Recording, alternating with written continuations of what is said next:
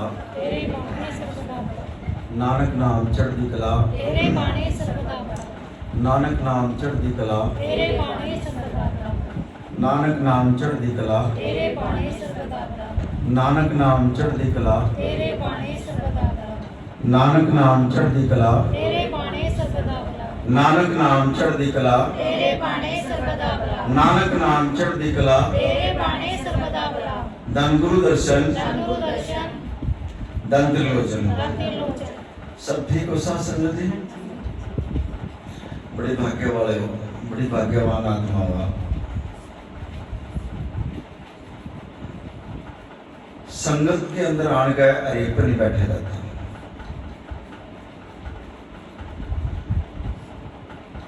संत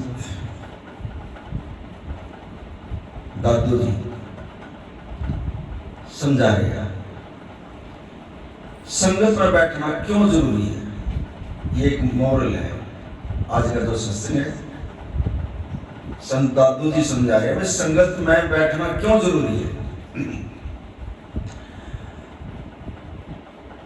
हम तीर्थों पर चले जाते हैं, अपने शरीर को, शरीर ही साफ होता है वहां जाने से।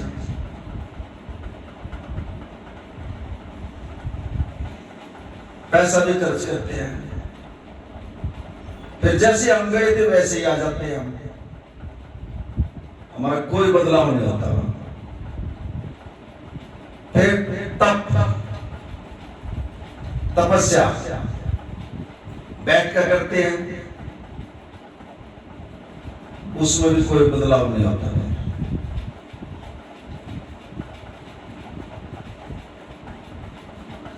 लेकिन जो संगत में बैठता है यहां बदलाव होता है इंसान। वो कैसे होता है? यहां संगत में बैठने से उसके मन के ऊपर चोट लगती है, बाकी कहीं घूम ले कहीं चोट नहीं लगेगी। लेकिन सत्संग में और गुरु के चरणों में बैठ कर जो ना इस मन को चोट मिलती है। तप भी कर लिया, तीर्थों को जाकर भी देख लिया, कुछ नहीं मिला।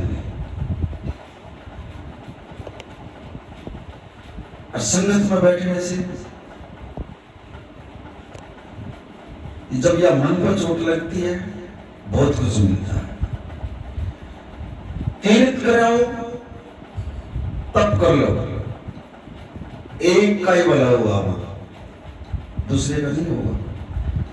तीर्थ करना हर एक के बस की नहीं, व्रत करना हर एक के बस की नहीं, और तप करना भी हर एक के बस की नहीं। एक बीमार आदमी है और वो मैं व्रत करूंगा, वो तो वैसे कर लेगा। तीर्थ अगर किसी के पास पैसे नहीं है वो कैसे तीर्थ कर लेगा। तप तपस्या हर एक के बस की नहीं। मरा पसीना आ जाए मर के घर में, लेकिन उसमें एक ही आदमी का बेड़ा पार हुआ। जो ये कर्म कर रहा है आत्मा, उसमें बड़े ध्यान से सुनिए सत्संग को गति। एक एक लफ्ज यहाँ जो ये सत्संग चला है, दादू साहब जो सत्संग दे रहे हैं गुरु महाराज जी की कृपा से, ये मन पर चोट लगने वाली बात है। हमने तो पता ही नहीं है, नाम सत्संग के बारे में जान दे, नाम ना बोल रहा था, गुरु दे रहा और सत्संग आ रहा है, उसको तो अगले को फल मिलेगा। और यह संगत में बैठने से तो जो ना सबको फल मिलेगा, सबका बेड़ा पार हो पाएगा। यह संगत में बैठने का फल है। और इससे ही आत्मा का जो मैल है, संगत में बैठने से ही जो है इसका मैल उतरता है, न बाकी कहीं चले जाइए। ये जो मन रूपी घोड़ा है, जंगली, हमारा दादू साहब जी समझा रहे हैं, जो जंगली घोड़ा है इसको कंट्रोल कैसे करें। गुरु के चरणों में बैठकर और किसी साधु संत उसको ट्रायल देंगे, उसको समझाओगे, ऐसे नहीं भाई ऐसे चल, और ये इसमें नहीं आएंगे, संगत में नहीं आएंगे, सत्संग में नहीं आएंगे, तो ये अपनी मर्जी से चलाएगा हमारे को। और जब अपनी मर्जी से चलाएगा तो हमने तो ना दुख इस शरीर में होगा और भुगतना हमने पड़ेगा। फिर इस शरीर में जो है ना दुख होते हैं, क्यों इसने उल्टे सीधे काम करवाने हमारे साथ। और जो हम सत्संग में आएंगे तो मन पर चोट लगेगी, तो ये जो ना परमात्मा की तरफ चला जाएगा। लेकिन सत्संग में आने से जो ना आपको पता नहीं लगेगा। अब जब आप बैठे हो यहाँ सत्संग में, तो आपने वो नहीं पता गुरु महाराज जी आपको क्या देगा, भेजेगा क्या नहीं। जैसे एक बच्चा है, आप स्कूल में भेज रहे हो उसको, उसका बस्ता इतना भारी कर दिया, अब उस बच्चे को उठा नहीं पड़ी। अब जब बच्चा स्कूल से आएगा तो माँ बाप पूछते हैं क्या किया तुमने भाई, वो तो खाली हाथ आया।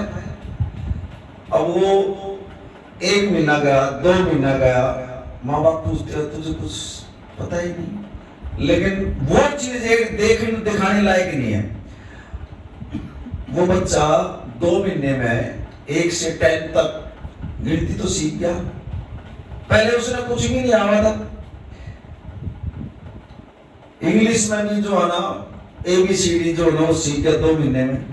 वो क्या किसी को बता रहा है, अंदर है उसकी। ऐसे ही जो ना सत्संग का ज्ञान है, जब चोट लगती है किसी को दिखती नहीं है अंदर के अंदर, क्योंकि हम गुनाह करके तो हम आते हैं गुरु के दरबार में, और गुनाह करके जब हम आते हैं तो हम किसी को बताने जोगे भी नहीं, क्योंकि हम गलती सत्य हम काम कर ही देते हैं। फिर गुरु यहाँ से और जब यहाँ मत्था टेकते हैं, यहाँ जो ना किस्मत के लेख सिद्ध होते हैं यहाँ,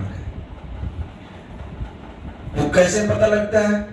जैसे ऑफिस के अंदर एक स्टैंप होती है, उसको कोई पढ़ नहीं सकता। गुरु गोविंद सिंह ने बताया उसको कोई पढ़ नहीं सकता, लेकिन जब वो कागज के ऊपर जो लग जाती है वो स्टैंप, जब वो पढ़ी जाती है।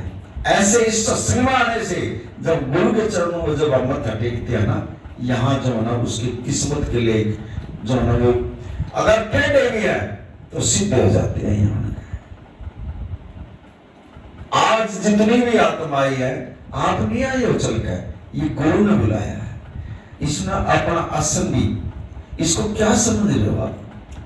ये इसको अगर शरीर रूप में देखोगे ना, ये जब भी हम गुरु से नहीं जुड़ रहे हैं, गुरु सतगुरु को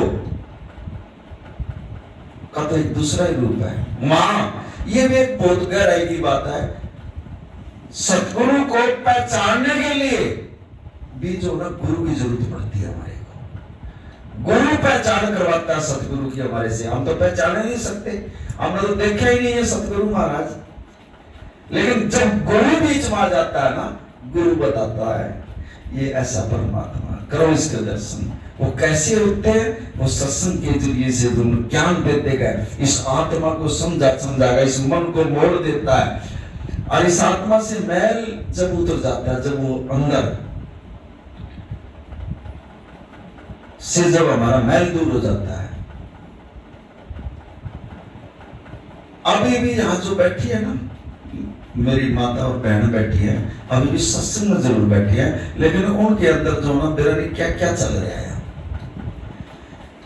ऐसे परमात्मा के दर्शन नहीं होते, और दर्शन होंगे तो हृदय साफ होगा। जिसका अंदर का हृदय चाहिए, बस अगर जिसका हृदय साफ है तो परमात्मा जो ना उसको दर्शन दे देगा, और उसके काम भी नहीं रुकेंगे।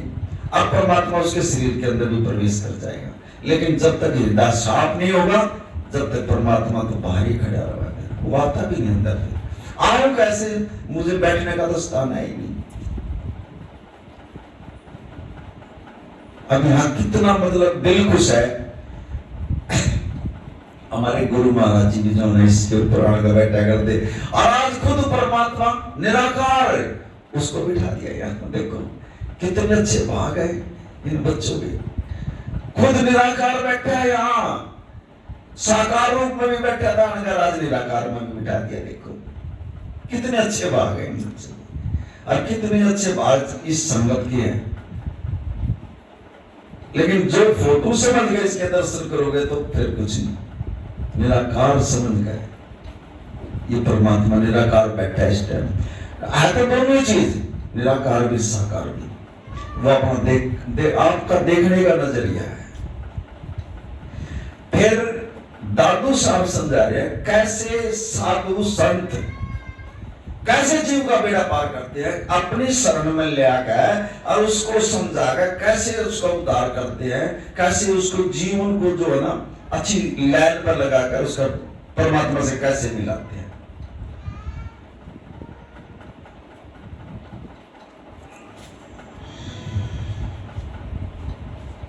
एक बहुत गरीब आदमी, 3-4 बच्चे और उसका कोई रोजगार नहीं। और दिहाड़ी करने जावे, नींद आगे कही जाना था यहाँ, दिहाड़ी करने जावे, दिहाड़ी नहीं मिला उसने। अब 3 दिन हो गए। बड़े ध्यान से सुनना इसको, देखो गुरु महाराज कैसे लाइन पर लाता है एक जीव को। 3 दिन हो गए, कोई दिहाड़ी नहीं। अब घर में बच्चे रोने लगे, भूखे, रोटी खाने को नहीं है। अब उसने उधर से घरवाली रोने लग रही है, बच्चों के लिए कुछ नहीं है खाने के लिए, कहीं दिहाड़ी नहीं लग रही, भूखे मरे बच्चे।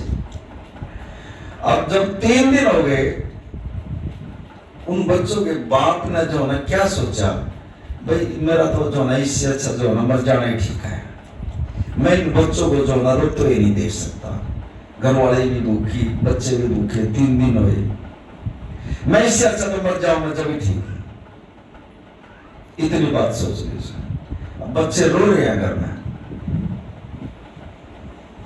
उसको देख क्या नहीं गया शासन जी।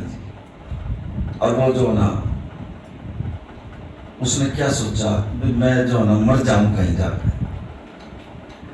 अब उसने क्या करा, घर में बढ़ गए, अपने घरवाली का दुपट्टा जो ये सिर पर आप ओढ़ रहे हो, एक दुपट्टा जो है ना वो उठाया, उठा गए और अपने कपड़ों में उसने जो है ना वो लपेट लिया, अपने अंदर लपो लिया उसने। भाई मुझे कोई देख है ना, और मैं फांसी लेगा जो है मैं मरूंगा, मेरे से ये बच्चे जो है ना देखे नहीं जाते। सास संगत जी वो अपने घरवाले का दुपट्टा लेकर अपने कमीज में दाब गए और वो कहीं ऐसी जगह चल दिया, भाई मुझे कोई देखा ना, मैं फांसी खाकर मरूंगा। और वो जो है ना उस कपड़े को लेकर चल पड़े पानों के अंदर और देख रहा चुगरते से, भाई मुझे कोई देखता तो नहीं, अब कोई नजर आ जाए वो आगे ना और बढ़ जाए।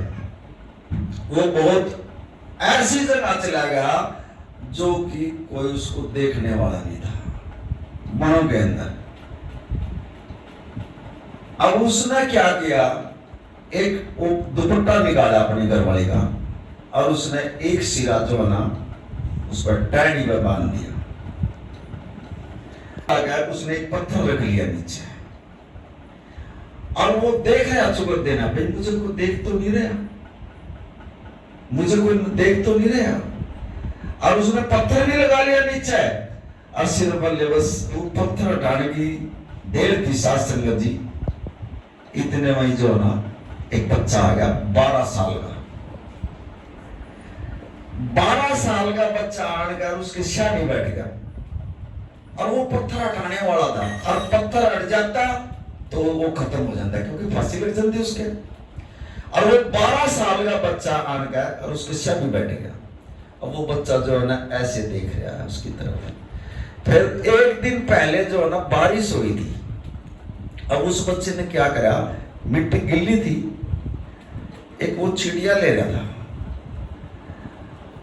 वो जो हाथ में जो चिड़िया ले रहा था उसने देख देख कर वो बच्चा जो है ना चिड़िया बनाने लग गया मिट्टी की। अब वो देख रहा है यार मैंने फांसी लेनी थी, ये बच्चा मेरे सामने बैठ गया, ये तो आ ही नहीं रहा, क्या करूंगा, और मैंने तो लेनी है। और इसके सामने में बच्चा नो नजर करे, फिर अपने वो बनाने लग जाए, वो चिड़िया बनाने लग जाए और कुछ बनाने लग जाए, वो कई आइटम बना दिए उसने। अब उसने सोची भाई ये बच्चा तो उठेगा नहीं, ये तो मस्त हो गया अपना खेल में। उसने काफी देर हो गई और वो सोचता रहा अब ये बच्चा जाव है और मैं जो ना पत्थर ना हटाऊं नीचे से, फांसी उसने लगा रखी थी गले के अंदर। अब उसने वो फांसी जो ना अपने गले में से जो ना निकाल दी। अब वो बना रहा हूँ ये चिड़िया मेरे हाथ में, और मैंने जो ना ये एक तो चिड़िया तैयार कर दी, पहले मिट्टी की बनाई लिया कर दी, फिर उनको जो ना पका के और बाजार में बेच दिया कर दी। बोला वो ये क्या करता? बोले ये वो दूसरे जानवर बना दूंगा मैं तो भाई, उनके भी फोटो मेरे दो रहे। फिर इनका क्या करेगा? बोले इनको पका के और मैं बाजार में बेचूंगा। बोले ये कितने का बिकेगा? बोला 50 पीसे का और कोई 40 पीसेगा, ऐसा भाव था उनका। बोले अच्छा आका। उसने सोची यार ये 12 साल का लड़का और मिट्टी से पैसे कमा रहा है, और तू जो ना तेरे को दिहाड़ी नहीं मिली, तेरे को मजदूरी नहीं मिली, और तू एक अपनी जान जो है ना खत्म करने लग गया। अरे तेरे को दिहाड़ी नहीं मिली, तेरे को मजदूरी नहीं मिली, तो इसकी तरह यूं ही काम कर ले। और वो कहने लगा ना, बोले यार तू मेरे को सिखाई देना है। ये देखो यहाँ बड़ी सुनने वाली बात है। वो 12 साल का बच्चा क्या कहता है फिर उससे? नो बोला मैं तेरे को सिखाने के लिए तो आया हूं यहाँ। नो बोला मैं तेरे को सिखाने के लिए आया हूं यहाँ। नो बोला भाई मुझे सिखा दे, मुझे रोजगार नहीं है मेरे पास। नो बोला बैठ। और उसको उसने जो ना सिखा दिया, और जब वो उसको सिखाकर चलने लगा ना, उन्होंने फिर कहा अभी मैं तो चल रहा है, तू सीख लिया और जा तू अपना बड़ा बड़ा का जो है ना बेच दिया करिए बाजार में। और जब वो बच्चा कहने लगा अच्छा जी मैं तो चलो ही। अच्छा जब वो थोड़े ही कदम चला ना, उसने कहा बोला भाई तुम्हें बता दे है कौन, मुझे ये बता दे। जब उस बच्चे ने कहा बोला मैं गुरु नानक देव जी हूँ। नानक नाम चढ़ती कला तेरे पाने सर्वदा। गुरु नानक देव जी अका मैं गुरु नानक देव जी कहते हैं मुझे भाई। देखो गुरु एक बच्चे का रूप बना है, और जो मरते हुए की जान बचा दी उसने। ये सत्संग में जो ना वही चोट मारता है, वही यही ज्ञान होता सत्संग के। क्या नहीं जानता परमात्मा, ये तो हमारा भरम है। फिर मोहम्मद साहब शाम को जो ना गली में घूम रहे थे, एक जैसे हमारी माँ बैठी है इतनी उम्र की थी, और उसने देख लिया मोहम्मद साहब आने लग रहे हैं। उसने सारे घर में झाड़ू देकर और वो इकट्ठा कर रखा था सारा कबाड़ा। और जब मोहम्मद साहब आए उसने वो कबाड़ा इकट्ठा करा ठाका और उसके सिर के ऊपर डाल दिया मोहम्मद साहब के। और जब वो डाल दिया तो मोहम्मद साहब उस माता जी से कहने लगे, बोला माता जी और कुछ कमी रह गई हो तो और कुछ कर ले। अरे तना मेरे सिर पर डाल दिया माता जी, और कुछ कमी रह गई हो तो और गिर ले मेरे ऊपर। और वो इतनी बात कहकर चलेगा। अगले दिन फिर वही टाइम फिक्स फिर आया, फिर माता जी ने वो घर का कबाड़ा इकट्ठा कर रखा। फिर मोहम्मद साहब आया, फिर उसने गेट खोलकर फिर गिर दिया उसके ऊपर। फिर उसने कही माता जी और कुछ कमी रह रही हो तो और गिर ले मेरे ऊपर। पूछे माता जी बोल नहीं। एक हफ्ते तक माता जी रोज कबाड़ा इकट्ठा करे और रोज मोहम्मद आवाड़ गए। ये मक्के की बात है, मदीना तो बाद में गए थे वो। और उसके ऊपर वो घर का सारा रंगा गिर गया। 8वें दिन जब मोहम्मद साहब उस गली में गुजरने लगे तो माता जी ने गेट नहीं खोला। अब मोहम्मद साहब खड़े होकर देख रहे हैं, भैया तो माता जी जो ना आई नहीं, बात क्या है? यार एक बंदा रोज देख क्या करता, अगर माता जी रोज इसके ऊपर जो ना अड़ंगा डाला करती, आज इसने गेट ही नहीं खोला। वो आया मोहम्मद साहब के पास, कहने लगा भैया आज ये माता जी कहाँ गई है? बोले आपके पास आपके ऊपर तो रोज अड़ंगा डाला करती मोहम्मद साहब, और आज तो यार अंदर ही होगी। बोला गेट खोल। अब वो गेट खोल के देखा और मोहम्मद साहब भी भीतर गए, देखा माता जी का बुखार चढ़ गया गड़ा तगड़ा, और उसने उसके माथे पर धरा। अरे माता जी का तो बुखार चढ़ गया। अब मोहम्मद साहब उससे कहने लगे भैया कोई डॉक्टर है? बोला हाँ जी। बोला जा उसको बुला के ला और माता जी को जो ना दवाई दिलवाई उसको। और वो डॉक्टर को ले आ बुला गया, उसने माता जी को दवाई दी थी। और मोहम्मद साहब ने देखा यार माता जी के घर में भी कोई झाड़ू देने वाला नहीं। मोहम्मद साहब ने घर में भी झाड़ू दी उसके। फिर उसने सोचा यार या माता जी बीमार पड़ी भूखी वैसे है, चल मैं खाना ही बना दूं उसका। मोहम्मद साहब ने खुद खाना बना के और माता जी के आगे जब ले गया, अपने हाथ से जो ना माता जी को जो ना खिला रहा वो मोहम्मद, इतना बड़ा पीर पैगंबर देखो। और माता जी रोने लग रही है बैठ कर, कहने लगी मेरे से गलती हो गई, मैं तो आपके ऊपर जो ना अपने घर का गंद डाला करती और आपने मेरी इतनी सेवा कर दी, मेरे से बहुत बड़ी गलती हो गया। कहना है कोई बात नहीं माता जी, आपने जो किया बढ़िया किया, लेकिन मेरा तो जो फर्ज है ना, देखो परमात्मा उसने जो कराया उसने वो उसका बुरा नहीं देखा, और वो परमात्मा फिर भी उसको जो ना अपने आप खाना खिलाया बना के। और हम संगत में भी अगर कोई बड़ी बात कह देना, चल मेरा निके के कह दे आपस में हम सत्संग में आना छोड़ते हैं। अरे गुरु ने क्या शुरू करे हमारा, आपस में संगत की बात है, लेकिन गुरु तक क्यों जाओ फिर आप? गुरु कभी गलत नहीं करता, गुरु पूरा है। ये कमियां जो हमारे अंदर आती है, ये हमारे कर्म होते हैं। हमारी आपस में कोई बातचीत हो जाए, ये हमारे कर्म है। अपने ये कर्म बड़े सोच समझ गए जो नहीं काटने पड़ते हैं। ये 4 कर्मों का एक बंदा जो है ना घर में, अब सुबह में कह रहा था माता जी से, मगर ये माता जी आपके बच्चे है ना, आपने तो उनको जन्म दे दिया, लेकिन इन सब के जो है ना अलग अलग जो है सोच और विचार हुआ था। एक के भी मिलते हो तो एक के भी नहीं मिलेंगे, सबके अलग अलग कर्म है, सबकी अलग अलग सोच है, सबके अलग अलग विचार है। ये कर्म भी गुरु काट सकता है, मारे धारे बस की नहीं है। लिखे हुए लेख को जो है ना गुरु काट सकता है। एक माता जी ने जो ना अपनी लड़की की शादी कर दी,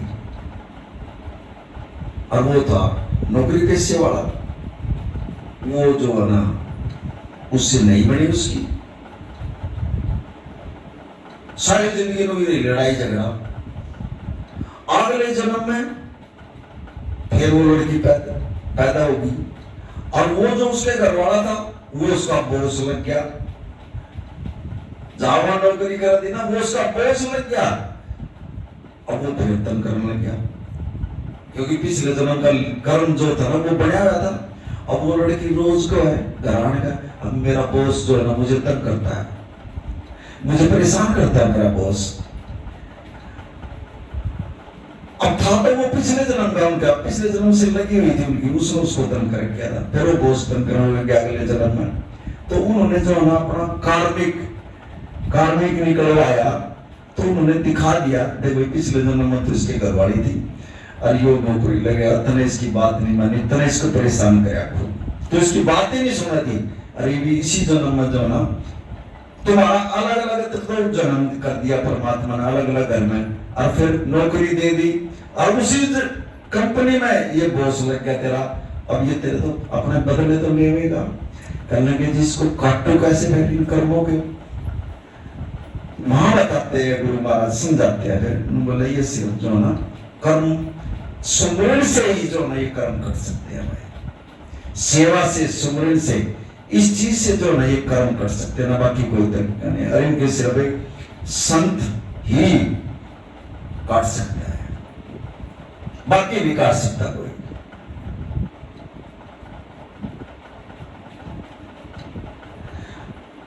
ऐसे ही राजा जनक देखो कितना बड़ा वो गया, ऐसे ही कमरे में लेट गया, और उसके दिमाग में बात में आ गई यार सीता किसी पुत्री और राम कैसा दामाद है और ज्ञान और राज, ये मेरा कौन सा कर्म होया जो मुझे कौन से कर्म से जो है ये चीज मिली है मुझे।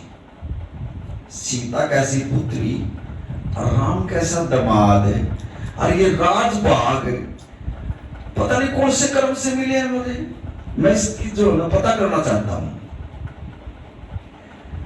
अब राजा जनक जो ना घर से उठ गए और बाहर जा रहा था तो संतों की टोली जा रही थी।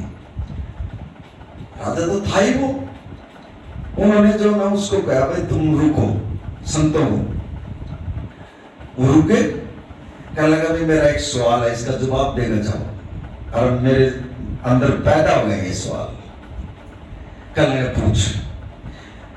कहने लगा ये जो मेरी लड़की है सीता और ये मेरा दामाद है राम और ये जो मेरा ज्ञान है और जो मेरा ये राज है मुझे कौन से कर्म से मिला, मुझे इसके बारे में बताओ भाई। मैंने ऐसा कौन सा कर्म करा जो कि मुझे ये चीज मिली है चारों विचारों। देखो समझने की बात है, बहुत गहरा सवाल है ये। उसने संतों से कर दिया। उन्होंने जो है ना हाथ जोड़ लिए संतों ने। कहने लगा इस चीज का जवाब हम नहीं दे सकते। यहाँ जंगल के अंदर जो है एक साधु संत जो है ना वो तपस्या कर रहा और जब वो देगा तेरे को जवाब। बोला अच्छा कहा। अब वो तो जो ना लगन लगी उसका, वो उसने इस चीज का पता करना था। ये बड़े भाग्य की चीज है जो ऐसी ऐसी चीज उसको मिली है। अब वो जो है ना साधु ढूंढता ढूंढता जो है जंगल में गया। अब वो साधु जो है ना बेचारा तपस्या कर रहा और बैठा ढूंढने के ऊपर। अब वो आंख बंद करके बैठा था, वो काफी देर तक बैठा रहा राजा जनक। और जब उसकी आंख खुली तो वो मौन था। उसने इशारे से कहा बोल भाई तू क्या लेने के लिए आया, क्या पूछ रहा मेरे से। बोला नहीं वो। तो उसने जो ना बोला जी मेरा ये सवाल है। उसने जो ना लिख कर बता दिया। बोला इसका जवाब दे दे मुझे। उसने कह दिया भाई मैं नहीं बोल सकता और ना मैं बता सकता इसका जवाब। एक साधु और तपस्या कर रहा है, जब उसके पास चले जा और वो इसका जवाब देगा। अब वो जो ना और आगे नहीं चलेगा अपनों में। अब वो साधु राख का तो ढेर लग रहा और सारे शरीर पर उसके जो ना वो राख जमी हुई है और वो ध्यान में बैठा है। अब जब उसका ध्यान खुला तो राजा जनक से उसने कहा भाई क्या लेने के लिए आया मेरे पास बता। वो तो बोलता था साधु। कहने लगा जी मेरा ये सवाल है, सीता कैसी ये लड़की और राम कैसा दामाद और ये राज भाग ये ज्ञान मुझे कौन से कर्म का मिला, मुझे इसका जवाब चाहिए। बोला भाई देख मैं इस चीज का जवाब नहीं दे सकता, मैं तो तपस्या कर रहा हूं, मैं तो राख अपना गोल गोल का जो ना अपना पी रहा हूं और मैं तो परमात्मा की जो ना नाम में ही मस्त हूं। और इसका जवाब फलाने गांव में चला जा, एक बच्चा पैदा होगा और वो पैदा होते ही जो ना इस चीज का जवाब वो देगा तेरे। और फलाने पंडित का होगा वो बच्चा और उसके बच्चे पैदा होते ही जो ना वो मर जाते हैं और ये बच्चा जो होगा ना वो तेरे को इस चीज का जवाब देगा। जाओ वहां चले। अब वो राजा जनक जो है ना पूछता पूछता उस पंडित जी के घर चला गया और जब तक बड़े ध्यान से सुबह साथ सुनी थी। देखो तो इसको जो ना अपने मन को जो ना सत्संग बहुत डीपली सत्संग जा रहा है और इसको भी तो मैं कर दो ये कर्मों का खेल है ये। जब राजा जनक उस पंडित जी के घर गया और उस पंडित जी ने कहा ओहो राजा जनक आप तो मेरे भाग जग गए, राजा मेरे घर आ गया और मैं तो बहुत भाग्यवान हूं। मैं बोला जी मैं तो जो ना कोई बच्चा होया मेरे पास आपका कोई। मैं बोला ना जी कोई होने वाला है, होने वाला आका। अरे इतनी देर में थोड़ी देर में जो ना उसके दौरे को खबर आ गई अगर लड़का पैदा होगा जी, लड़का पैदा होगा। अब राजा जनक कहने लगा जी पंडित जी जल्दी लाओ उस बच्चे ने, मैंने उससे बात करनी है, अभी ले आओ कदी। अब ले वो पैदा हुआ और वो लड़की जो न लेकर आई उसने, और उसने जो है ना राजा जनक के हाथ में वो बच्चा दे दिया। अब राजा जनक उस बच्चे को ले रहा है, अब राजा जनक ने जो है उस बच्चे से सवाल कर दिया कि उसने कहा था कि थोड़ी देर जीवेगा, ये मर जाएगा, फिर बचेगा नहीं ये बच्चा। नु बोला तू जल्दी ले आओ उसको बच्चे को, मैंने अपना जवाब लेना उससे। अब राजा जनक जो है इतनी देर में जो है बच्चा पैदा हो गया, और राजा जनक ऐसे हाथ में ले रहा उसको और ऐसे देख रहा, और बच्चा हंस रहा उसकी तरफ देख देख कर। और राजा जनक उस बच्चे से सवाल कर रहा, भाई मुझे तू जो है इस बात का जवाब देगा जा, अब सीता कैसी पुत्री और राम कैसा दामाद, और ये ज्ञान और ये राज जो है मुझे कौन से कर्म का मिला है। अब वो छोटा बच्चा जो है इस चीज का राज खोलता, देखो कैसे खुलता फिर इसका राज। कहने लगे राजा साहब हम 4 भाई थे, एक बाप का हम 4 पुत्र थे। बोला अब गए, बोला हमारे पास खाने के लिए रोटी नहीं थी कभी। बड़े ध्यान से सुनिए इसको, देखो हमारी माँ जो है ना मजदूरी करके लिया करती, वो रोटी भी जो है ना मांग कर लिया करती। हमारी माँ ने जो है ना, हम 4 भाई थे और 4 माँ के आगे जो है ना 4-4 रोटी जो है ना हमारे आगे रख दी, और हम रोटी खाने के लिए तैयार थे। लाइन में बैठे 4 भाई, और हमने खाया शुरू नहीं कराया था वो भोजन, और इतने में साधु आ गए। कहने लगे भाई हमारे को जो ना भोजन खिलाओ, हमारे को भूख लग रही है। अब हम 4 भाई आकर रोटी रख रहे हैं, अब 4 भाई वो उसकी तरफ लगा रहा, वो उसकी तरफ लगा रहा, वो उसकी तरफ लगा रहा। क्यों? वो बेचारे कई दिन के भूखे। यार ये साधु तो अच्छे भूखे भाई यार, हमारे को पहले भूख लग रही है, अब हम करा तो करे, क्या करा बताओ, इनको दे देंगे तो हम भूखे रहेंगे। बोले भाई वो जो राख जो माया है पहला तेरा साधु मिला था ना, उसके मुख से निकल गई। बोला भाई हम तो जो ना हम नहीं दे सकते, हम तो जो ना पत्ते खा लेंगे भाई। उसके मुख से मुंह निकली थी, अब हम तो पत्ते खा लेंगे भाई, पर ये रोटी नहीं मिलेगी हमारे को। उसके मुख से मुंह निकली थी। बोला अगले जन्म में देखो साधु मिलेगा, वो तो पत्ते खाने लगा जो पहला साधु मिलेगा। और दूसरे के मुख से मुंह निकल की रोटी देने लगे। बोला भाई तब ना रोटी देगा, हम के राख खाओगे, हम के राख खाओगे तब ना ये रोटी दे देगा, हम के राख खाओगे। बोले दूसरे जन्म में जो ना मैं साधु जरूर पड़ गया, लेकिन हम तो भाई यह राख का ढेर लगा रखा, और अपना राख खाऊं और अपना परमात्मा के नाम में मस्त रहूं। और बोला तीसरा मैं था, बोले भाई हमारा तो जो ना आने जाना लगा वो कुछ ऐसा उसने बोल दिया उस बच्चे ने। बोला मैं जो ना पैदा होता हूँ, पता नहीं कितनी बार आ लिया मैं इसके घर में पैदा हूँ, और 2-3 घंटे में ले जो ना मैं चला जाता हूँ, मेरे मुख से ऐसा वचन निकल गया था। बोले चौथा तू था राजा जनक, तने 4 रोटी रखी थी तेरे आगे, अब तने 4 रोटी जो है ना उन साधुओं को दे दी। उन 4 रोटियों का जो ना फल जो ना, ये 4 प्रकार का फल तेरे को इसलिए दिया है, परमात्मा ने लिख दिया तेरे खाते में जा। इसलिए जो ना इस सीता भी तेरे को इतनी भाग्यवान पुत्री मिली, और दामाद भी जो है ना ऐसा मिल गया राम। और ये 2 रोटी जो बची, इससे जो ना तेरा राज और ये तेरा ज्ञान इनसे मिला, तुम दान करे भाई।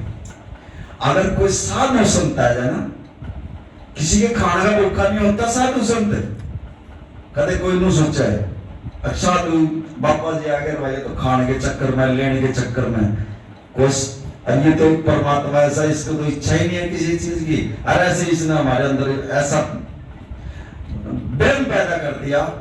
अगर ये बात आ गई ना, मैं खुद हूं, क्योंकि वो अंदर बोलता है। कई जगह जो ना, एक दिन ये मम्मी जी के भाई भी था, सुबह घर से निकले और रात ना 10 बजे आएगा, सारा दिन घूमे कहीं लंगर नहीं मारे भाग में देखो, और रात ना 10 बजे आकर जो है इसी घर में लंगर खाया हमने। कम से कम 800-900 किलोमीटर तो गाड़ी चलेगी होगी, नहीं था हमारे बाग में, नहीं गुरु महाराज जी ने हमारे को खान दिया, लंगर ही नहीं खान दिया। रात ना 10 बजे आने का जो ना दो फूल के जो ना यही आने का खाए दे, ना इनके भागवत ना मेरे भागवत सारा दिन नहीं रहे, 10 बजे आने का यही लंगर पानी खाया हमने। हमें क्या नहीं देश करी, सब कुछ खास कर लेकिन नहीं खान देगा, इसके हुक्म चले, इसका चलेगा जो भी चलेगा। जी नहीं है इसका हुक्म होगा ना, वहां तो लंगर खाया जाओगा। अगर नहीं हुक्म होगा ना, ये भावना देखता, अंदर की भावना देखता है ये, इसके अंदर में क्या चल रहा है। अच्छा 36 पकवान बना रखे हो, दूसरा नहीं छोड़ देगा ये। जब कौरव पांडव का युद्ध खत्म हो गया तो कृष्ण जी महाराज के पास गए, कहने लगे जी हमने जो ना ये युद्ध खत्म हो गया, तो कृष्ण जी महाराज कहने लगे अब एक यज्ञ करो तुम, और उसमें जो ना वाल्मीकि को जरूर बुलाने, अगर वाल्मीकि नहीं आया तो तुम्हारा यज्ञ सफल नहीं होगा।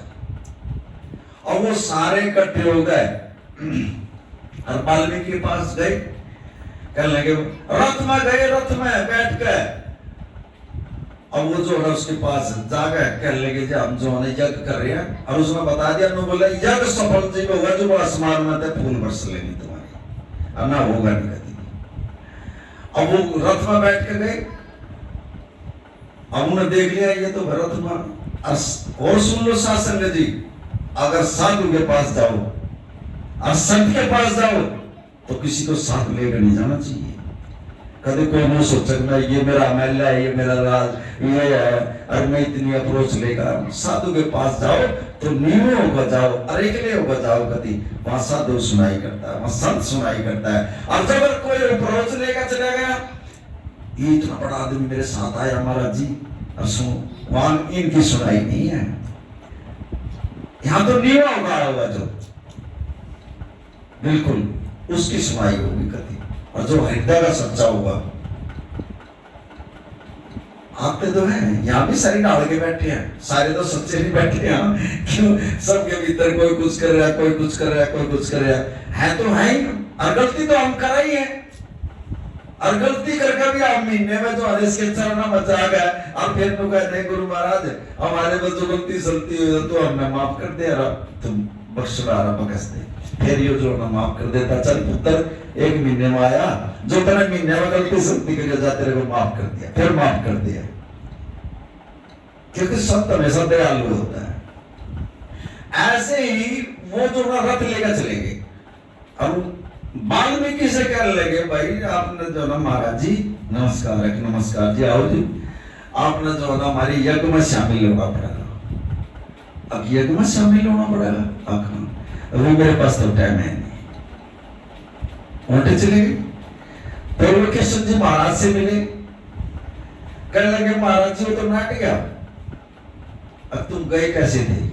अब जी रथ में बैठ के गए थे, साधु के पास जाओ तो पैदल चल कर जाओ, जाओ रथ में बैठ कर जाओगे तो नहीं होगा, जाओ साधु के पास जाओ, संत के पास जाओ तो पैदल चलकर 10 कदम पैदल चल कर जाओ, और नियत चल होगा जाइयो कभी। अब द्रौपदी भी साथ में, अगली बढ़िया जो है पैदल और द्रौपदी साथ में, कहने लगे महाराज जी यज्ञ करना हमने और आपने चलना पड़ेगा। अब वाल्मीकि कहने लगा भाई उस यज्ञ का जो ना मुझे भी कुछ फल मिल जाएगा, कहाँ मिल जाएगा, दे दो, दे दिया। द्रौपदी से बातचीत हो रही है वाल्मीकि की, उसकी बोला दे दिया फल आपको भी, बोले यज्ञ तो आपका होया ही नहीं, ये फल कहां से दोगे आप, यज्ञ तो आपने करवाया ही नहीं, जब मैं जालूंगा जब तो आप मेरे को खुद दोगे। आप द्रौपदी कहने लगी महाराज जी जब साधु के पास जाता है जो इंसान, और जो एक एक कदम रखता है तो एक यज्ञ के समान होता है। द्रौपदी ने जो ना वाल्मीकि को समझा दिया, बोला जू एक एक कदम रखा तो एक यज्ञ के एक यज्ञ के समान होता है। जहाँ एक यज्ञ पैर जो बना रखे है ना, उसका एक फल तेरे को दे दिया ना, और जहाँ एक यज्ञ का फल जो है तेरे को मिलेगा। उसकी समझ में आ गई वाल्मीकि की, और द्रौपदी ने उसको समझा दिया। कल लगा मैं आ जाऊंगा जरूर। अब यहां तक का बिल्कुल सही है विचार। अब जिस जो डेट फिक्स हुई, अब अगर देखो यहां पर रख लेता है गुरु, जो डेट फिक्स थी ना, उस डेट के फिक्स के ऊपर जो ना उन्होंने यज्ञ शुरू कर दिया। और द्रौपदी ने 56 प्रकार के भोजन बना गए और वाल्मीकि क्या कर रख दिए 56 प्रकार के। अब जब वो वाल्मीकि क्या कर 56 प्रकार के भोजन रखे, और उसने जो है ना वो 56 प्रकार के भोजन जो है एक जगह इकट्ठे कर दिए।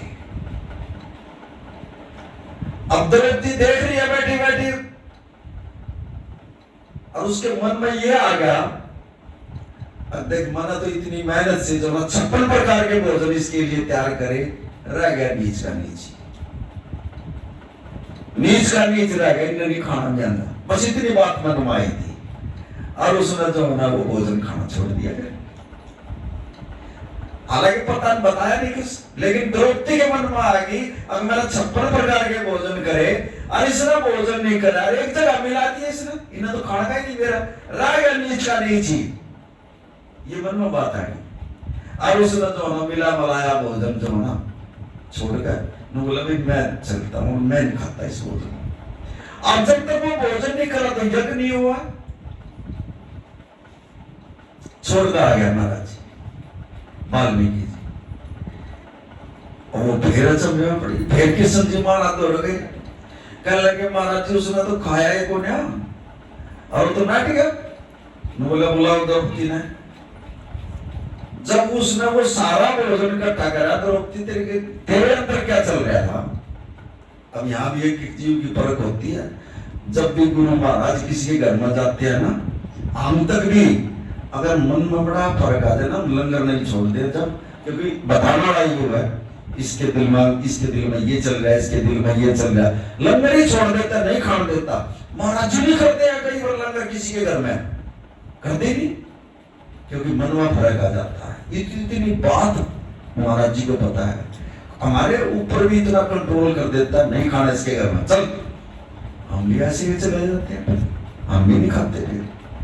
यहां समझने की बात आएगी, जब भी कभी परमात्मा का सत्संग कीर्तन करवाओ, चाहे गरीब हो चाहे अमीर हो, कति साफ आत्मा से, सच्ची आत्मा से, मेरा गुरु करा रहा, परमात्मा का रूप करा रहा। अब जो ये बैठे आया देखो बर्गर, ये परमात्मा का रूप ही तो है। दर्शनदास ही बैठा है आ गए, एक रूप के अंदर दर्शनदास दिखाई दे रहा है यहाँ, ये है गुरु की ताकत। तो कृष्ण जी ने समझा, बुलाओ द्रौपदी ने, द्रौपदी बुलाई। कहने लगे जब वाल्मीकि जब 36 प्रकार के भोजन करे और उसकी आज्ञा रखी, तेरे अंदर क्या चल रहा था। कहने लगी महाराज जी जब उसने वो इकट्ठा करा ना भोजन, तो मेरे मन में ये आगे बात है तो नीच का नीच। बोला तेरे मन में फर्क आया ना, फिर काम भोजन करा दे, जाओ दोबारा जाओ उसके पास और दोबारा उसका मुक्ता देगा और जाओ अब वो लंगर करा। फिर गए पाचू फिर द्रौपदी पाया पड़ेगी जाएगा। कहने लगे महाराज जी आप आओ, हमारा तीजा सफल ही नहीं हुआ। फिर दोबारा आकर ली वाल्मीकि ने, बोला चलो मैं आऊंगा। फिर उसने 56 प्रकार के भोजन कर दिए त्याग और उसके आज्ञा रख दिए। अब वाल्मीकि ने फिर जो है ना वो इकट्ठे कर दिए और जाकर, और फिर उसने तो सच्ची आत्मा से फिर वो कुछ नहीं, क्योंकि हृदय साफ कर दिया परमात्मा ने उसका। ऐसे नहीं बोलना किसी संत के बारे में भी, तुम तेरे अंदर ही बात चल रही थी लेकिन वो अंतर्यामी था, पकड़ गया तेरी बात को। ये हमने थोड़ी पता रहा है, लेकिन परमात्मा बताता हमारे को, इस घर के अंदर देखे ये चल रहा है और नहीं करना है बहुत लंगर, चल छोड़ देते हैं। ऐसे ही जो है उसके भक्ति कर रखी थी उसने, और उसको पता लग गया। जब तीसरी बार जो है ना उसने 56 प्रकार के भोजन उसके आगे रखे, फिर उसने मिलाए। अब वो क्या करता है, साधु किसी का भूखा के फिर यहाँ पे गुरु महाराज समझा रहा, बोला साधु किसी के भोजन का भूखा नहीं। उसने 5-7 पुर की जो ना वो खाई, फिर पक्की का जो ना किसी जानवर को, किसी को जो ना उसने वो दिलवा दिया वो भोजन। और जब उसने खा ली तो आसमान में से जो ना फूल बरस गए, और फूल बरस गए तो उनका यज्ञ सफल हो गया। जब वो यज्ञ सफल हो गया तो पांडव फिर सवाल करते हैं वाल्मीकि से, कहने लगे महाराज दुनिया जो है ना ब्याह शादियों में जावा है और इतनी टेबल लगी हुई है, एक एक चीज ने टेस्ट करके खावा है और सब चीजों का स्वाद ले रहे। आपने जो आपने 56 प्रकार के आप क्या गई रख दिए, आप मिला कर खान लगे। बोला भाई तुम संसारी को, हम ये स्वाद नहीं है हमारे पल्ले, पता है। अब ये जो तुम्हारा इतना बड़ा जो यज्ञ है, सारे जीव जंतुओं को भी मैंने खुश कर दिया, और मैंने ये जो पहले मैंने जो है ना परमात्मा का भोग लगाया, पहले मैंने परमात्मा सारा इकट्ठा करके और मैंने अपने परमात्मा को भोग लगा, परमात्मा तू भोग लगा, इसका जिस जगह यज्ञ सफल होगा ना, होगा नहीं। पहले जो मैंने वो खाई थी, मैंने परमात्मा के नाम की खाई थी, फिर मैंने गुरु के नाम की खाई थी, उसने एक एक चीज बताई, और बाकी का जो बच गया ना, पता नहीं कितने जीव जंतुओं के भी आगे मैंने अरदास लगाई है, भाई तुम भी जो है इनका भला करो और ये यज्ञ सफल हो जाए, इस करके जो है ना ये तुम्हारा यज्ञ सफल हो गया। हम संसारिक जीव हो ना, हम तो स्वाद के चक्कर में बढ़ जाए, या भी खा ले या भी खा ले, खाई भी नहीं जाती शादियां में, लेकिन साधु जो होगा ना वो स्वाद का भूखा भी नहीं होगा, वो भाव का भूखा है। अगर उसका भाव ठीक है तो साधु जीत लोगे। प्रेम वो है, पैरों में जो घुंघरू बांध ले वो प्रेम, और गले में सिंदक की माला, अगर सिंदक है तो मुझे प्यारा लगता है। ये जो काम दिया मैंने, ये परमात्मा का सुनने के लिए, और जो ये मुख दिया इससे परमात्मा का गुणगान करने के लिए, और ये जो आती है मैंने, ये मैंने नहीं दिया कि तुम उल्टे सीधे काम करो, किसी का थप्पड़ मारो, किसी का कुछ करो, ये मैंने परमात्मा की सेवा करने के लिए दिए। और जो ये पैर दिए, जैसे आज तुम जो चल के आए हो इस परमात्मा के दर में, ऐसी जगह जाकर बैठा करो जहां में परमात्मा का गुणगान हो, सत्संग हो, कीर्तन हो, ऐसी संगत में बैठा करो जाकर। ये पैर इसलिए दिए मैंने, नहीं दिया। ये कोई आदमी जो ना ठेके बजा रहा, कोई आदमी जो ना अपने काम में जा रहा है, और जो अच्छे कर्मों वाले हैं वो अपने सत्संग में आ गए। ये भी फर्क होती है, लेकिन इस आने से कर्म बदलते आदमी के, और वहां जाने से जो कर्म बिगड़ेंगे, कहीं भी चले जाइए, इस जगह में छोड़ गए, कहीं भी चले जाइए वहां कर्म बिगड़ेंगे आपके। लेकिन सत्संग में आने से, संगत में बैठने से आपके कर्म बदलेंगे। ये बैंकुट है, ये सचखंड है, परमात्मा सामने बैठा बिल्कुल। और यहां जब ये संगत बैठ गई ना, खुद परमात्मा बैठे हैं। यहां किसी से कहने की कोई जरूरत नहीं। और बाहर जाओगे तो दारू के ठेके में भी जाओगे तो वहां बोतल खोल गए और उल्टी सीधी बात करोगे, वहां बोलोगे, और अपने शरीर में जो ना गंदगी रखाओगे। और ऐसे ही जो ना किसी के ब्याह शादी में जाओगे, वहां भी जो है ना उल्टी सीधे खाने खाओगे, 170 बात करोगे। यहाँ किसी के बारे में कोई कहने की जरूरत नहीं, चुपचाप आने का बैठ जाओ, और कभी जो ना देख फिर आपका अंदरला हृदय बदल जाएगा आपका। यह है गुरु की ताकत। कुछ भी करने की जरूरत नहीं है, गुरु के चरणों में बैठकर चुपचाप बैठ जाओ, कभी आने का कोई जिक्र ही मत करो। यहाँ आपका जो ना गुरु महाराज फिर जोड़ी भर का भेज देता है, बदल देगा आपको अंदर से भी बाहर से भी। और दूसरी जगह जाओगे तो आप जो ना बाहर से ही बार ही बदलोगे, अंदर नहीं बदल सकते आप, और दोनों बिगड़ जाएगी आपका अंदर। आत्मा जो ना और मैल चढ़ जाएगा उस पर।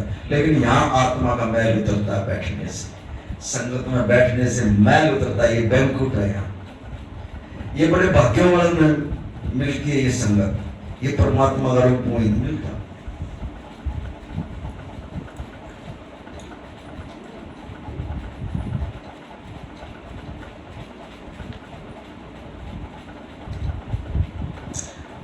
बिन भाग्य सत्संग न लगे और बिन संगत मैल भरी चेरी।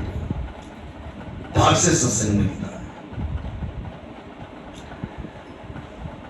और आज के बाद खुद परमात्मा बैठ गया आने का, इस घर के अंदर जो भी दिक्कत है, जो भी परेशानियां, एक गुरु महाराज सात संगत की तरफ से अरदास है, सबको ठीक रखना और इनको खुश रखना।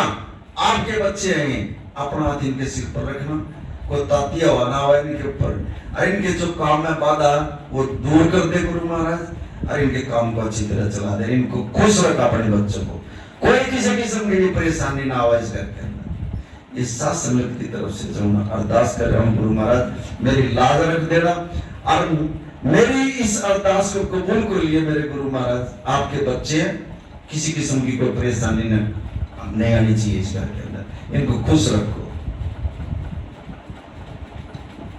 अरे काम खोलो गुरु महाराज, जो बंद पड़े। अगर किसी के दिमाग में थोड़ा बहुत फर्क है गुरु महाराज, उसकी बुद्धि ने भी ठीक कर दी बस। किसी का गुस्सा उसके गुस्से में भी कम कर दिया बस। हमने प्रेम चाहिए इस घर में गुरु महाराज, आप प्रेम के पुजारी हो, ऐसे ही अपने बच्चों के अंदर प्रेम भर दे परमात्मा, कभी गुस्सा न करें। यहाँ जो बात होती है घर में, अगर कोई बात हो जाए ना, गुस्से वाली बात ना करे। यह परमात्मा बैठा है, परमात्मा तो बाहर उठकर चला जाओ। आप देखिए बात जो नित्य से रुक रही है, अमृत वेले में उठ के तुम 10 नाम ले लो महाराज जी की, उन 10 में भी जो ना आपकी कृपा फूल हो जाएगी। आप फूल चारों हो जाओगे आप कति। कमाई है नहीं, सुमिरन है नहीं, सेवा है नहीं, आप फिर दुख आ जाए, फिर महाराज जी के पास ना करो ना ऐसे, थोड़ी आप भी कर लिया करो, मेहनत करे। और भाई गुरु महाराज जी देख तो लोग थोड़ा बहुत तो दुख रहना चाहिए शरीर।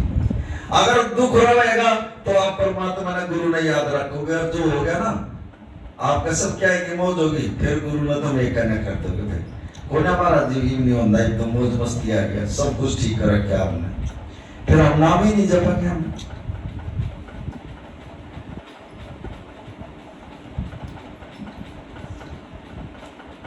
यही कारण है। और जो शरीर दिया इसमें देखो हमारे कर्मों का लेख तो पड़ा ही है, कई जन्मों के लेख पड़े हैं, वो तो आएंगे बदल जाएंगे, लेकिन गुरु बदल सकता है बस।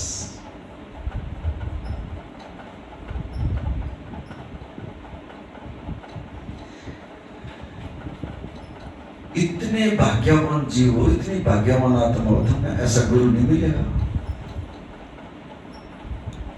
इतनी पावरफुल।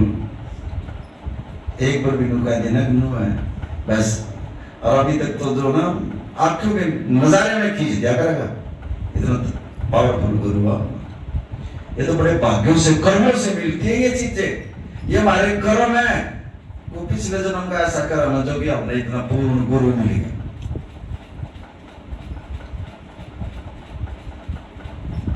दुनिया की दुकान खुली पड़ी है,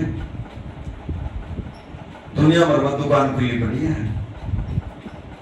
सारी डाल की दुकान है, लेकिन यहाँ किसी चीज का कोई लोभ लालच नहीं। गुरु ने कति निस्वार्थ भाव से परमात्मा, और जब भी परमात्मा और वो गुरु पूर्ण गुरु की यह नहीं पहचाना, सिर्फ परमात्मा की नाम की बात करेगा, बस बाकी करेगा ही नहीं वो किसी की, संसार की तो करेगा ही नहीं। जब भी करेगा नाम की और परमात्मा की कोई बात करेगा, वो दूसरी बात करेगा ही नहीं।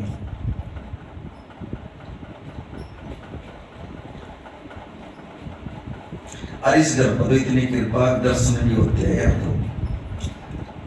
यहाँ तो परमात्मा के दर्शन भी होते हैं। कभी कोई से बच्चे न दर्शन हो जाए, कभी कोई से न हो जाए, कभी कोई से न हो जाए। हमारे को देखो बाबा जी भी बढ़ा दिया, अब खुद परमात्मा बैठे, लेकिन आज तक दर्शन नहीं हो रही। और तुम कितनी अच्छी आत्मा हो, कितनी पवित्र आत्मा हो, जो तुम न दर्शन दे रहे परमात्मा, अब न दर्शन नहीं हो रही। कब होते हैं?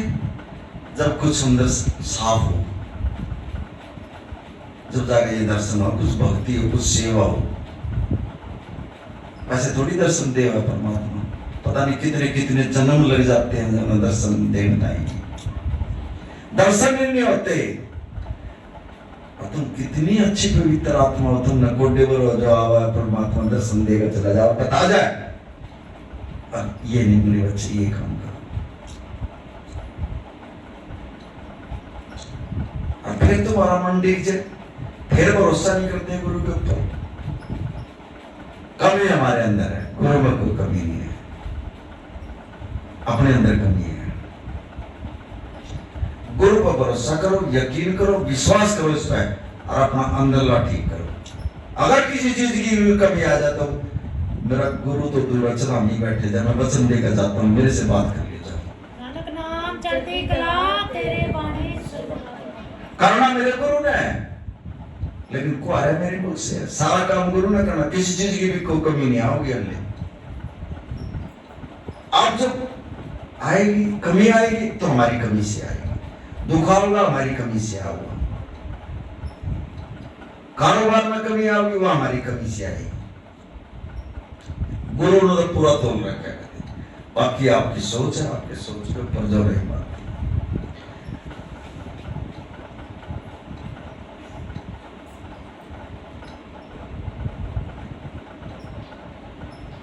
बार बार नहीं मिलेगा ये जन्म, बहुत मुश्किल से मिल रहा है, बहुत मुश्किल से ऐसा गुरु।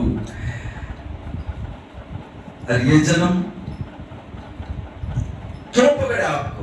चल पिछले जन्म में मेरी बच्ची आप नहीं मिल पाई मेरे से, अब फिर तो फिर आप बुला लिया और फिर नाम दे दिया, चल तो नाम जब ले तो मेरे से मिले। लेकिन हम तो फिर संसार में बढ़ गए। श्रृंगार करो, ये नहीं। अब एक लड़की की शादी होती है, अब जब उसकी शादी हो, उसने ब्यूटी पार्लर में भेजा है, जब इस श्रृंगार करवाता हो और वो चली जाए, उधर से वो जो ना लड़का तो बैठ जाएगा आगे, अरे भाई लड़की नहीं आई भाई, अरे भाई उसके श्रृंगार में कमी रह रही है, उसके श्रृंगार में कमी रह रही है अभी। और जब वो आएगी, जब वो लड़के, जब वो पंजाबी भाषा में क्या कहा कर उनको, वो लावा, अगर वो लावा पढ़ते हैं, जब भी उस लड़की को कोई ना कोई तो लेकर जाएगी, उसकी सखी सहेली, एक नहीं तो वो जानता रही, क्योंकि उसका श्रृंगार पूरा हो गया। उसकी सखी सहेली उसको जो ना जहां लावा पड़ी जाएगी, जहां महाराज जी बैठता, जब भी तो लेकर जाएगी उसको, जो उसका श्रृंगार पूरा हो गया।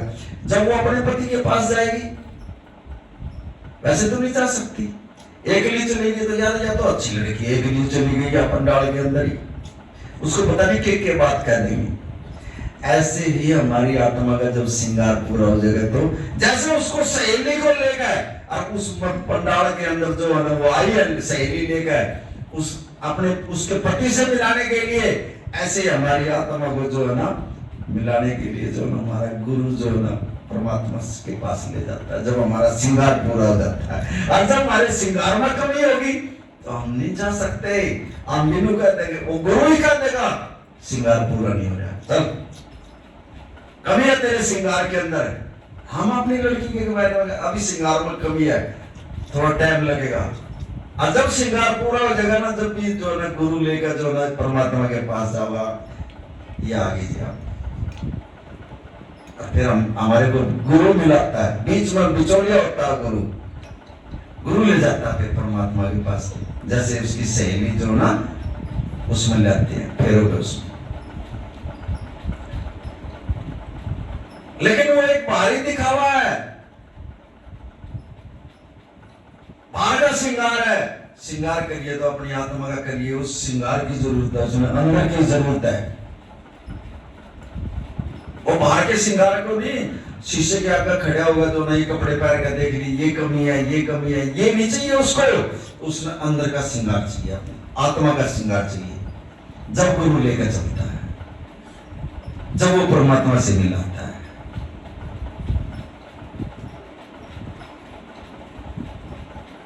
ऐसे थोड़ी मिला जावा परमात्मा से। अभी कितने कितने श्रृंगार कर ले हैं वैसे तो, लेकिन आत्मा का श्रृंगार तो बहुत ही कम, लाखों में एक दो मिलेगा, ऐसा नहीं मिलेगा। और उन दिन में मेरा 3-3 4-4 बार जो है कपड़े बदल रहे, नहावा तो अपने बालों को भी संभाल ले, वो एक दिखावा है। उनका महाराज जी ने कहा मैंने वो नहीं चाहिए, मैंने अंदर का श्रृंगार चाहिए तुम्हारा, इस आत्मा का श्रृंगार करो, फिर मैं लेकर चलता हूँ तुम्हारे को, जहां लावा होंगी, जहां परमात्मा से मिलाया जाएगा तुम्हारे। और परमात्मा गुरु महाराज जी फिर उस पंडाल में लेकर छोड़ दे, ले अब इसके साथ तेरी शादी होगी, ये है तुम्हारा। सब नारी हैं, अमीर, लेकिन सबका पति एक परमात्मा, बाकी सब नारी हैं।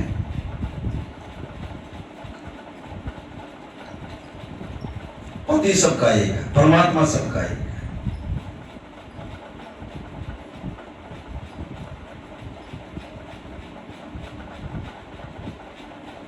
ये तो थोड़ा जूनी बदलती है हमारी, बाकी है नारी। लेकिन इतनी तो कर लो कम से कम, आकर जो ना मनुष्य की जुनी या इस जुनी में आ जाओ, इतना तो कर लो, बार नहीं मिलेगा ये। 84 लाख में पड़ के तो गए काम में, 42 लाख जल के अंदर और 42 लाख ऊपर, ये भुगतने पड़ेंगे। फिर कैसे कैसे जीव बनेंगे। 84 लाख भोग का तो अब नहीं जो नहीं मिली है। अरे आप भी जो है इतना बढ़िया पूर्ण गुरु मिलने के बाद भी हम 84 लाख में जाओगे तो अपनी कमी में तो जाओगे हम, हमारी अपनी कमी है ना। इस समय में बर्बाद करो, एक एक सांस की कीमत है, पछताओगे।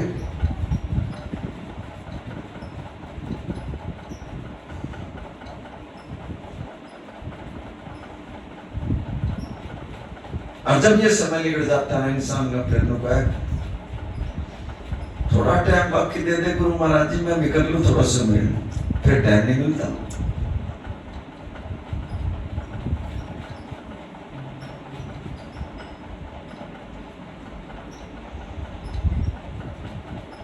नाम जपया करो बेटा, बहुत टाइम बहुत खराब है यार। और समय के हिसाब से जो ना जितना भी नाम जप लोगे ना बचा लेगा गुरु, ना बाकी नहीं।